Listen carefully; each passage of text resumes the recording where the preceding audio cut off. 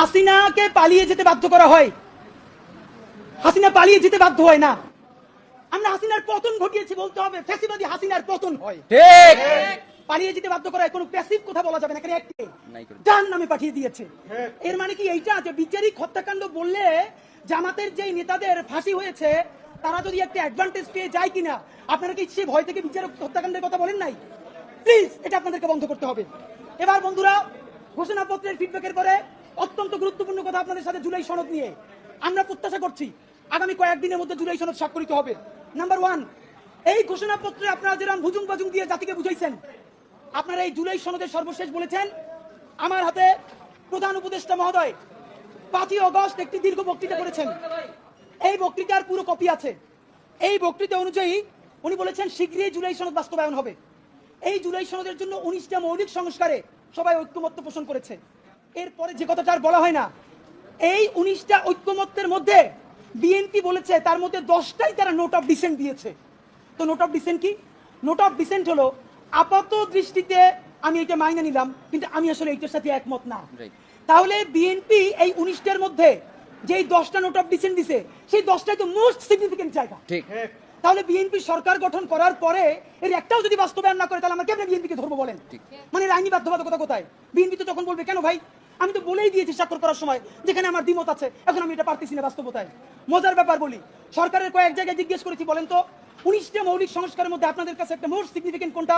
তারা বলেছে সংসদের উচ্চকক্ষে পিআর ব্যবস্থা আনুপাতিক হারে। এবং আপনাদেরকে জানাই রাখি, সংসদের উচ্চকক্ষে যে পিআর, বিএনপি এখানে নোট অফ ডিসেন্ট দিয়েছে।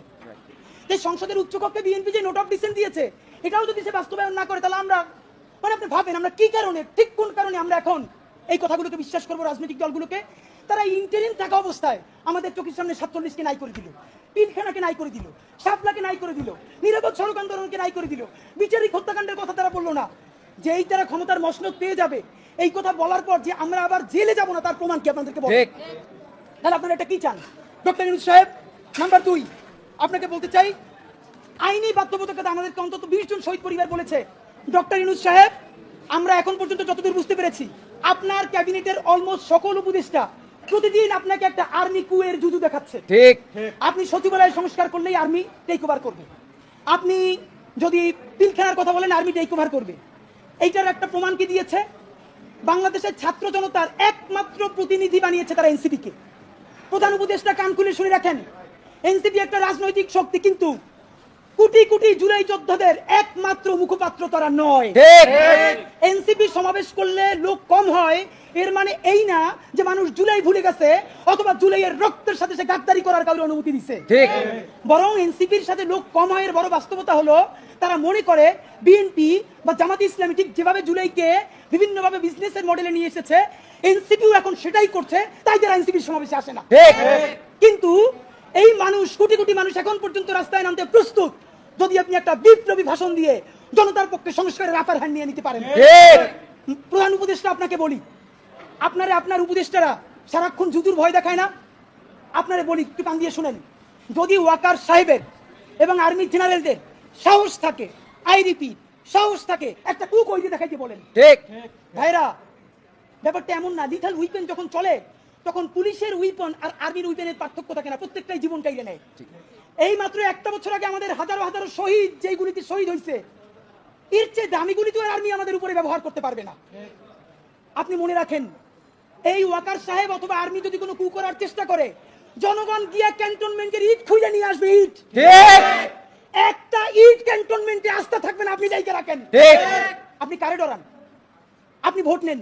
মিনিমাম 100 রিকশাওয়ালার সাথে কথা বলেছি গতকাল পর্যন্ত, প্রত্যেকে বলে এই উপদেষ্টাদেরকে তারা বিশ্বাস করে না, কিন্তু ইনুস বেড়া ভালো। এর মানে সারা বাংলাদেশের জুলাই যোদ্ধারা, জুলাইয়ের পক্ষের শক্তিরা আপনার মুখটা দেখা এখন পর্যন্ত এই সরকারের একটা হাত ধরে রাখছে। কিন্তু এই উপদেষ্টাদের কেউ কেউ ইতিমধ্যে রাজনৈতিক দল যারা সামনে ক্ষমতায় আসবে তাদের সাথে নেগোসিয়েশন করে কেউ সামনে আইনমন্ত্রী হবে, কেউ অন্যান্য মন্ত্রী হবে, কি হবে এইটা পাকাপোক্ত কইরা এখন তাদের জবানে আমাদের ঘোষণাপত্র লিখে দেয়। এখন সেই ক্ষমতায় যারা আসবে সেই দলের মুখপাত্র হয়ে তারা এই সরকারের মধ্যে কাজ করে।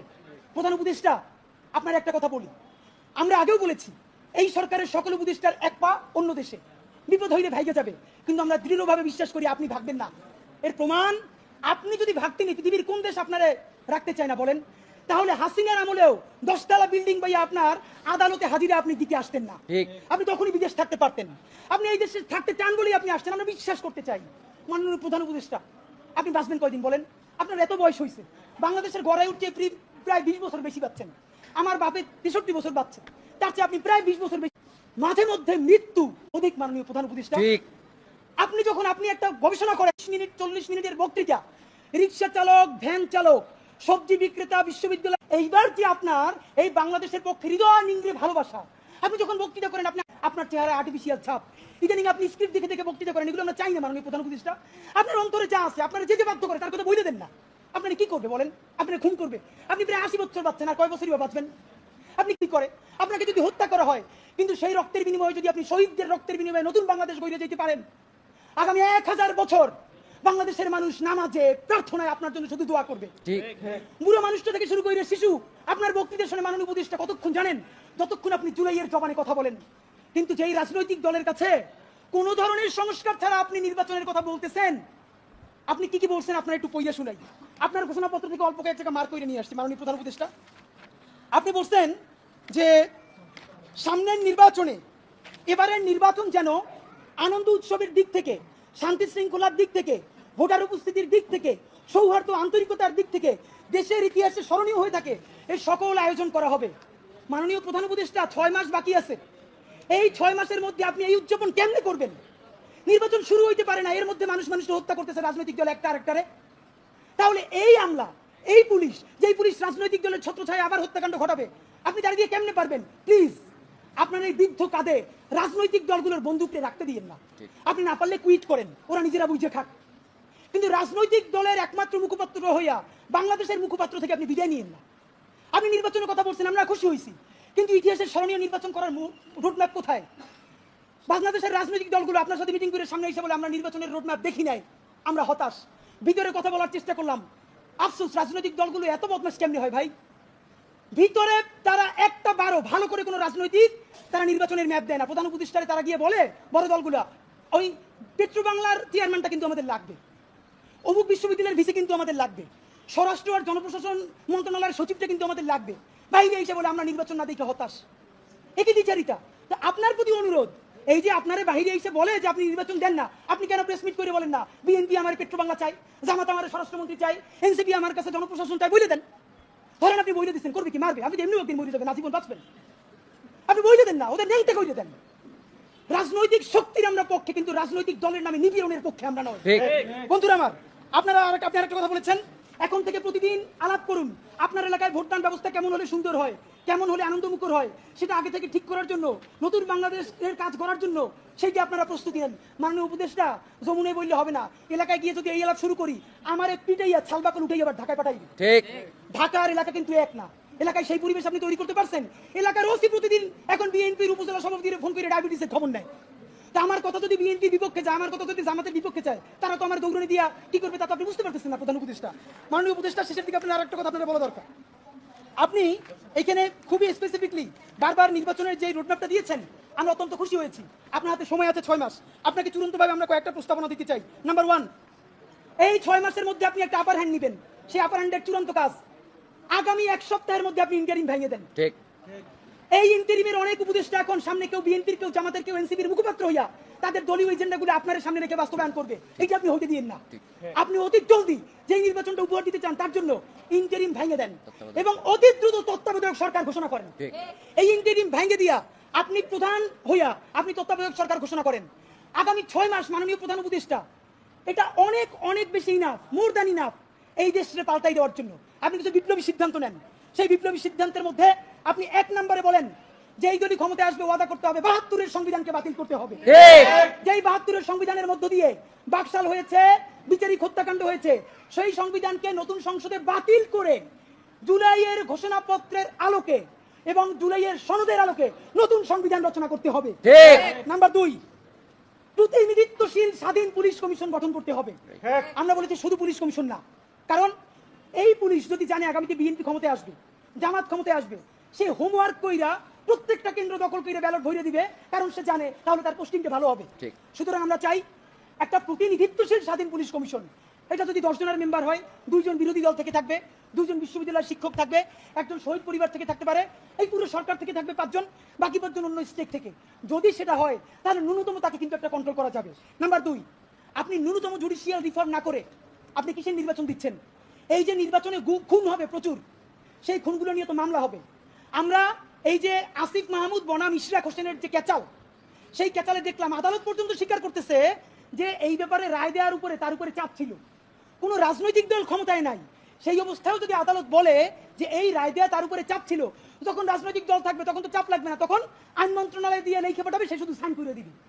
সুতরাং আপনি জুডিশিয়াল রিফর্ম কি করলেন সেই দিকে আপনাকে স্পেসিফিকলি বলতে হবে। জনপ্রশাসন সংস্কার, সব কিছুতে একমাত্র বিসিএস প্রশাসন ছড়ি ঘুরাবে তা হইতে পারে না। আপনি ক্ষমতা ডিসেন্ট্রালাইজেশন করেন, আপনি পুলিশকে একটু ভিন্ন করেন, আপনি অন্যান্য ক্যাডারগুলোকে আরেকটু এম্পাওয়ার করেন। এই যে জনপ্রশাসন সংস্কারের মধ্যে প্রশাসকরা নিজেদেরকে প্যারালাল রাষ্ট্র ভাবে, এইটা আপনি ন্যূনতম ভাঙিয়ে দিতে না পারলে আবার তো সে আমলাতান্ত্রিক দেশ করবে। এবং আপনাকে সর্বশেষ আমরা বলতে চাই, আগামী 6 মাস আমরা আপনার কাছে অ্যাকশন দেখতে চাই। সেই অ্যাকশনটা হলো, এখন চলে আগস্ট মাস, আগস্টের মধ্যে আপনি ইন্টারিম ভেঙে দেওয়ার চূড়ান্ত রূপরেখা প্রণয়ন করেন। এতদিন বলছি আমরা বিচার সংস্কার, বিচারের কোন কোন রায়টা আসবে আপনি তা তো একটা বললেন না এই আপনার দীর্ঘ বক্তৃতার মধ্যে, কিন্তু আপনি ঠিকই নির্বাচনের সব কথা তো বললেন, থ্যাংক ইউ, আপনি এটা বলেছেন। তাহলে বিচার নিয়ে আপনি এরকম বলতেছেন না কেন? নাম্বার 2, এতদিন আমরা আগে বলেছি সংস্কার, তারপরে বলেছি মৌলিক সংস্কার, না এখন মৌলিক সংস্কারও বলি না, নির্দিষ্ট 5টা সংস্কারের কথা বলেছি। আমরা পুলিশের সংস্কার চেয়েছি, আমরা জুডিশিয়াল রিফর্মের কথা বলেছি, আমরা নির্বাচন কমিশনের যে বর্তমান প্যাটার্ন এইটা ভেঙে দেওয়ার কথা বলেছি। প্লিজ, কোন সংস্কারটা কবে হবে? নির্বাচনের আগে যদি আপনি একটা সংস্কার নিজে করে দেখাতে না পারেন, তাহলে বলেন প্রবাস থেকে লক্ষ টাকা প্লেন ভাড়া দিয়া বাংলাদেশের মানুষ কেন ভোট দিতে আসবে বলেন? সে তো জানে একটা সংস্কার আপনি করতে পারেন নাই। এই যে ভোট দিয়ে যাবে, যারা ক্ষমতায় যাবে তারা ঠিকই আগর কাটামতে সব 91 যেরকম তারা চুক্তি ভঙ্গ করেছে, চুক্তি ভঙ্গ করে আবার ফেসিবাদ কায়েম করবে। শুধু শুধু সে কেন দেশে ভোট দিতে আসবে বলেন? সুতরাং আপনি যদি সত্যিকারে চান বাংলাদেশের ইতিহাসের সেটা নির্বাচন হোক, প্রবাসীরা ভোট দিক, লক্ষ লক্ষ টাকা খরচ করে মানুষ ঈদের মতো উদযাপন করুক, তাহলে ন্যূনতম কয়েকটা বিচার আপনার নির্বাচনের আগে করে দেখাতেই হবে।